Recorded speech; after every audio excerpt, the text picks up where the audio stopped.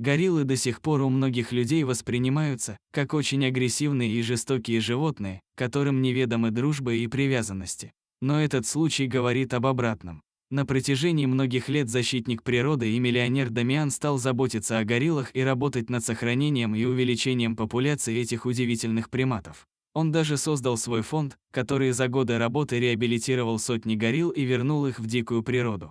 Но одну гориллу по имени Кви мужчина запомнил на всю жизнь, так как сам на протяжении 5 лет заботился о нем. Когда Кви вырос, его выпустили в джунгли, чтобы он смог прожить свою жизнь в дикой природе. Спустя 5 лет Дамиан захотел вернуться в джунгли и отыскать своего старого друга, тем более он неоднократно слышал от сотрудников своего фонда, что Кви совсем одичал и может вести себя агрессивно с людьми. На тот момент горилле было уже 10 лет.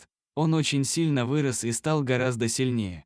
Дамиан со своими коллегами плыл вверх по реке. Мужчина начал звать своего друга, точно так же, как обращался к нему раньше. Долго никого не было, но потом они увидели гориллу, которая двигалась к реке по дереву и пристально на них смотрела. Это был Кви.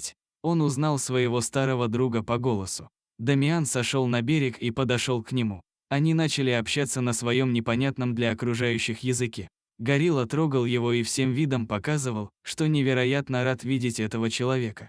Так прошла не одна минута, они общались и смотрели друг на друга. Затем к ним подошли и другие гориллы, которые также не были агрессивны, а скорее проявляли интерес. Когда пришло время прощаться, Кви бессильно обнял своего друга. Он посмотрел в глаза мужчины с такой любовью и теплотой. Горилла не хотела отпускать своего друга, но все же нужно было уходить, и когда они начали отплывать, то человек и обезьяна долго смотрели друг на друга, понимая, что, возможно, их встреча больше никогда не повторится. Настоящая дружба никогда не умирает, она остается в наших сердцах навсегда, и это касается не только людей, но и животных. Если вы считаете так же, то обязательно поставьте лайк и делитесь своими историями.